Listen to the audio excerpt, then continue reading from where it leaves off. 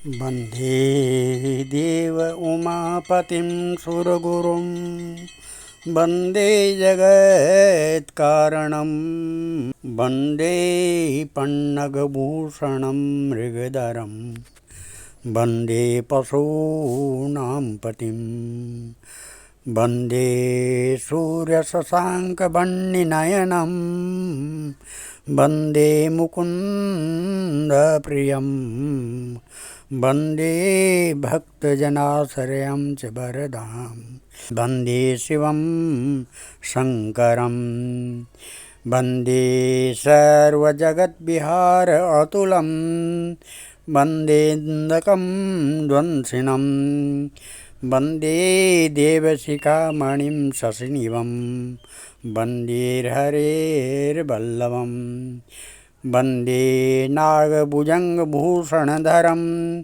वन्दे शिवं चिन्मयं वन्दे भक्तजनाश्रयं च वरदां वन्दे शिवं शङ्करं कण्ठे यस्य लसत्करालगरलं गङ्गाजलं मस्तके वामाङ्गे गिरिराजराजतनया जाया भवानी सती नन्दीस्कन्दगणादिराजसहिता श्रीविश्वनाथं प्रभो काशी मंदिर संस्थितो अखिल गुरुर्देयात् सदा मंगलम यो देवेरेसुरमुनीन्द्र तनयैर्गन्धर्वयक्षोरगे या गंगातरवाहिनी परिसरे तीर्थेरसंख्ये वृता सा काशी त्रिपुराजराजनगरी देयात् सदा मंगलम तीर्थानां प्रवरा मनोरथकरी संसारपारापरा नन्दानन्दिगणेश्वरे रूपरहिता देवेरशेषे स्तुता या शम्भोर्मणिकुण्डले कणिका विष्णोस्तपो दीर्घिका श्रेयं श्रीमणिकर्णिका भगवती देयात् सदा मंगलम। ओम नमः। सज्जनों, कल तक आपने शिव महात्म्य के बारे में कथा सुनी। आज उस महात्म्य में शिव पुराण में रुद्र जो पहली संहिता है, रुद्र संहिता, उसका प्रथम अध्याय की कथा मैं कहने जा रहा हूँ। ये इसमें महर्षि शौनकादि का शुद्ध जी से शंकर जी की महिमा सुनाने का आग्रह करना। पुरातन काल की कथा है कि भगवान श्री वेदव्यास जी महाराज के शिष्य एवं परम पौराणिक श्री शुद्ध जी महाराज श्री गंगा जी और कालिंदी के संगम स्थल पर श्री शंकर भगवान की नगरी में त्रिभुवनपति श्री शिवजी का घोर तपस्या में लीन थे। उसी समय वहाँ पर महर्षि शौनक जी अपने साथ अनेक ऋषियों सहित पधारे हुए श्री शुद्ध जी महाराज को शिव की उपासना में मग्न देखकर अपने हृदय में अत्यंत प्रसन्न हुए और हाथ जोड़कर श्री शुद्ध जी से प्रार्थना करने लगे कि हे प्रभु दीनानाथ, आप हमारी बहुबाधा दूर करो, हमारे अज्ञान का नाश करते हुए ज्ञान के चक्षुषों को खोलो। हमारा हृदय बड़े संशय से घिर गया है ज्ञानेश, आगे कलयुग आ रहा है जो घोर संकट का समय है। इस कलयुग रूप अज्ञान से हमें मुक्ति का मार्ग बतलाइए। हम सभी ऋषिगण आपके चरणों के दर्शन करने के लिए आए हैं। सौभाग्यवश आपके दर्शनों को प्राप्त कर हम सुख का अनुभव करते हैं। हे मुनीश्वर, इस समय अत्यंत भयंकर पाप युक्त समय आ गया है और आगे भी इससे अधिक भयंकर समय आने वाला है। हमें ऐसा जान पड़ता है कि कलिकाल में जीव घोर पापी हो जाएगा। जीव अपने सत्य सनातन धर्म को छोड़कर अधर्म करने लगेगा। वैदिक धर्मानुसार न चलकर निंदित कार्य करके निंदा का पात्र बन जाएगा। प्राणी असत्यवादी, धन के लोलुप, सत्कर्म रहित पाप कर्मों को करने लगेगा और कलयुग के प्रभाववश आदमी जाति कर्मों को छोड़कर एवं जप तप तीर्थ इत्यादि को भुलाकर केवल पाखंड को करने लगेगा। उनसे यम नियम तथा संयम कुछ भी न हो सकेगा। अज्ञानुसार होकर इंद्रियों के दास बनकर व्यभिचार आदि कुकर्मों में पड़कर पापमय जीवन व्यतीत करने लगेगा। सत्य को त्याग कर धर्म को छोड़कर असत्य को ग्रहण करेंगे। सारी वर्ण व्यवस्था अस्त व्यस्त हो जाएगी। ब्राह्मण अपने कर्मों को छोड़कर क्षत्रिय, वैश्य तथा शूद्रों के कर्मों को करने लगेंगे। इसी प्रकार क्षत्रिय वैश्य भी अपने जातीय कर्मों को छोड़कर अपने जाति कर्तव्य को भुला देंगे। ब्राह्मण वैश्य क्षत्रिय, ब्राह्मण शूद्र वैश्य क्षत्रिय बनने का दावा करेंगे। कहने का तात्पर्य यह है कि सभी वर्ण अपने जातीय कर्मों से विमुख होकर अधर्म आचरण को अपना लेंगे और घोर पाप कमाने लगेंगे। देवगुरु काम, क्रोध और अहंकार में फंसकर इस पाप रूपी अथाह सागर में डूब जाएंगे।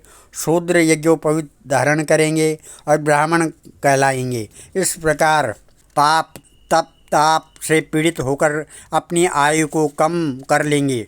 शूद्र मंदिरों में घुसने का प्रयत्न करेंगे। ब्राह्मण वैश्य मांस मदिरा का पान करने लगेंगे। क्षत्रिय वैश्यागामी, कुसंगी और भ्रष्टाचारी होंगे। स्त्रियां अपने पुरुषों को छोड़कर पर पुरुष तथा पुरुष अपनी स्त्री को छोड़कर अन्य स्त्री पर कुदृष्टि डालेंगे। वैश्याएँ सत्यवती नारी बनने का दावा करेंगी तथा सती स्त्री लांछन युक्त हो जाएंगी। पिता पुत्र, माँ बेटी, गुरु शिष्य का निरादर करने लगेंगे। जप तप शील बिल्कुल नष्ट हो जाएगा। पुरुष स्त्रियों को अपने काम की चीज़ वस्त्र समझकर उनका भोग करेंगे। ब्राह्मण केवल यज्ञोपवीत से माने जाएंगे। चतुर व्यक्ति अपने दम्भ तथा चालाकी से पूजे जाएंगे। श्रृंगार केवल कली पूजा की 3 सामग्रियाँ कंगा, शीशा, सुरमेदानी, बालों को संवारना ही होगा। पाप कर्म करके अपने परिवार का पालन करने वाला ही व्यक्ति धनवान तथा बुद्धिमान समझा जाएगा। तीर्थ यात्रा करना पाप समझा जाएगा। इस कलिकाल में आसुरी प्रभाववश सज्जन पुरुष चिराग तले मिलना भी कठिन होगा। सज्जन दुष्ट समझा जाएगा। इस कारण है प्रभु, कलयुग में प्राणी मात्र सद्गति को किस प्रकार प्राप्त होंगे। इसलिए आप हमको अपने ज्ञान द्वारा हमारा मार्गदर्शन करिए, जिससे हमारा तथा सभी मनुष्यों का कल्याण होगा। है भगवान दयालु गुरु, अपने शिष्यों से गूढ़ भी भेद नहीं छिपाते हैं। फिर आपके सम्मान इस संसार में कोई दूसरों का उद्धार करने वाला है भी नहीं। आप भगवान श्री वेद व्यास जी महाराज के प्रिय शिष्य हैं।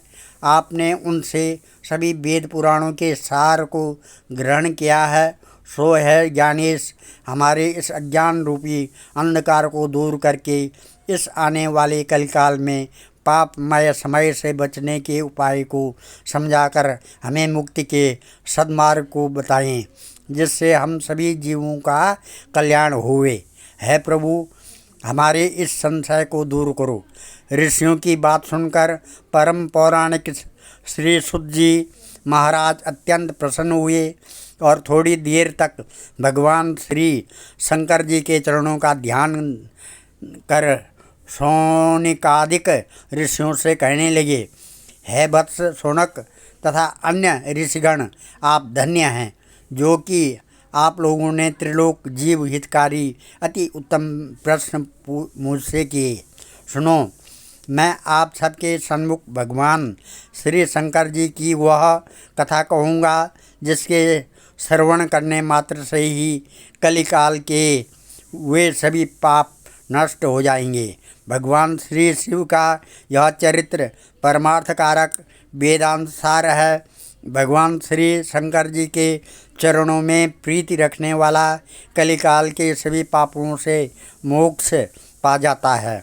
मस्तक पर भस्म लेप करके भगवान श्री शंकर जी के शिवलोक को प्राप्त होता है।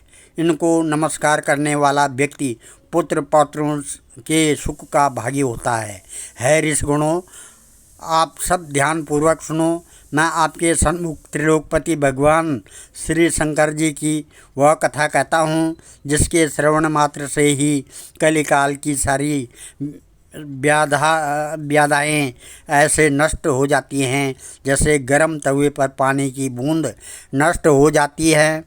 भगवान शंकर जी का यह चरित्र कलिकाल के सभी पापों का नाश करने वाला है। भगवान शिव जी के चरणों में प्रेम करने वाला इस भूमंडल के अनेकों पापों से मुक्ति पाकर मोक्ष पा जाता है। उनका यश गान करके लाखों मनुष्यों को परम पद की प्राप्ति होती है। भगवान शंकर के भक्त ब्रह्मघात, हिंसा, मदिरापान और व्रत तोड़ने इत्यादि के पापों से विमुक्त हो जाते हैं तथा प्रत्येक मनुष्य को चाहिए कि इस संसार को दुख का रूप जानकर भगवान श्री शंकर जी का ध्यान करें। कमल के पत्ते पर जल के समान शिव भक्तों के पास पाप फटकने भी नहीं पाते हैं। शौनक इत्यादि ऋषिगण परम पौराणिक सूत जी महाराज के ऐसे वचन सुनकर हाथ जोड़कर बैठ गए और ऋषिगणों की ओर से शौनक जी ने प्रश्न किया, है भगवान श्री शिव जी महाराज निर्गुण रूप कैसे हैं? वह आप हमको समझाइए कि भगवान श्री शंकर जी ने की पूजा करके पापी कैसे पाप से मुक्त हो जाते हैं। शंकर जी ने इस संसार चक्र की रचना क्यों की तथा वे स्वयं कैसे उत्पन्न हुए? क्या संहार अथवा प्रलय के समय भगवान शिव जी कैसे अवतार धारण करके अवतरित होते हैं? क्या कार्य करते हैं तथा वे अपने भक्तों के वश में होकर कैसे भक्तों का कल्याण करते हैं? है भगवान, आप गुरु कृपा से भूत भविष्य तथा वर्तमान तीनों काल के विषय में पूर्ण ज्ञानी हैं। हमारे माता पिता व गुरु आप ही हैं। इस संसार में आपके समान कोई दूसरा संयम आदि नियमों का पालन करने वाला नहीं है। आपने भगवान के सभी कुछ श्रवण किया है। सौभाग्यवश आपसे हमारी भेंट हो गई है। बिना सौभाग्य के आपके दर्शन दुर्लभ हैं।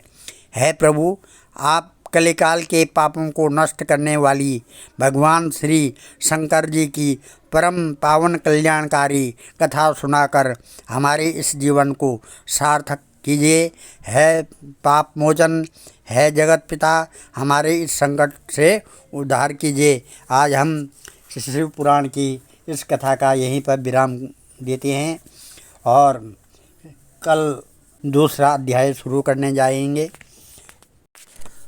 और आगे जो शिव जी का परम भक्त है और काशी का प्रथम देवता है, वो काल भैरव का अष्टक मैं आपके सामने कहने जा रहा हूँ, जो इस प्रकार है।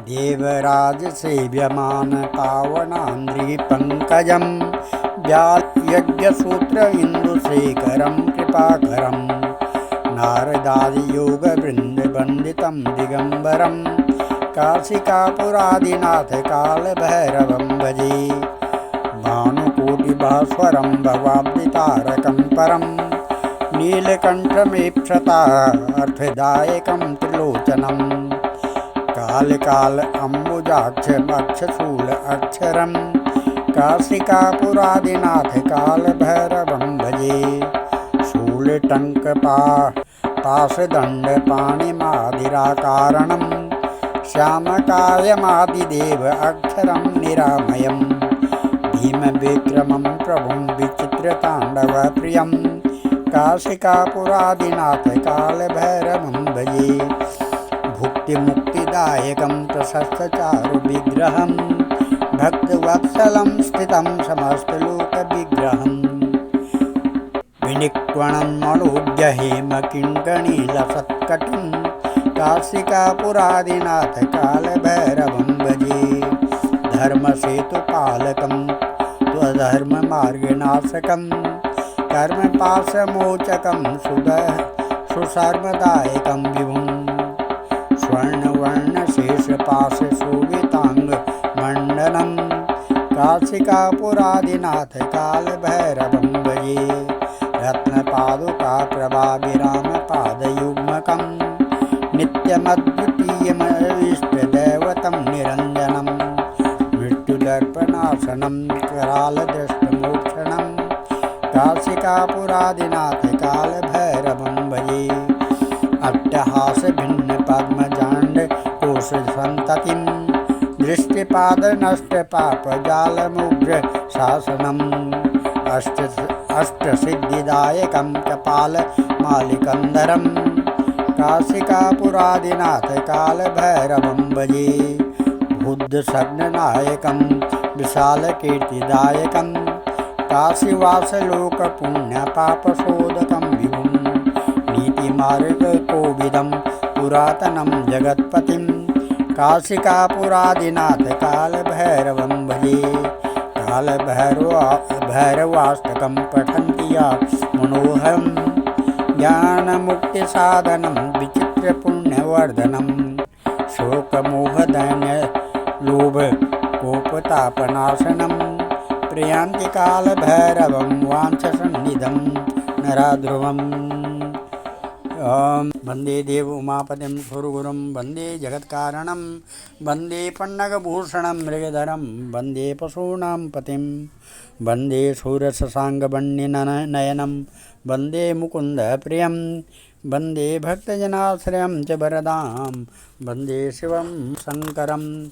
सर्वे भवन्तु सुखिनः, सर्वे सन्तु निरामया, सर्वे भद्राणि पश्यन्तु, मा कश्चित् दुःखभाग् भवेत्।